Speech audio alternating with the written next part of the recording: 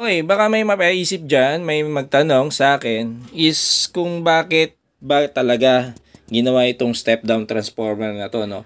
Na nagko-convert dun sa 24 volts ko into 12 volts, no? Bakit ko pa ginawa to? Meron na akong 12 volts battery, no? Bakit hindi na lang to mga DC na 12 volts ko na electric fan is doon ko na lang itap lahat, no? So, ang main reason kaya ako hindi ginawa yon is etong ating 12 volts na battery is meron lang siyang limited energy na kayang i-provide sa atin.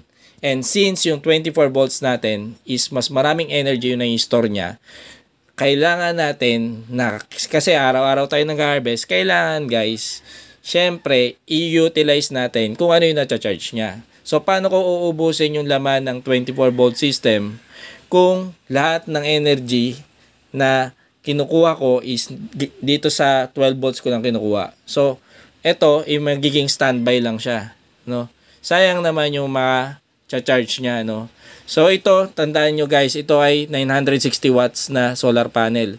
Samantalang ito, nakakatap lang to sa 220 watts na solar panel. So, kaya ginawa natin yung ating step down transformer para ma-utilize natin yung mga 12 volts.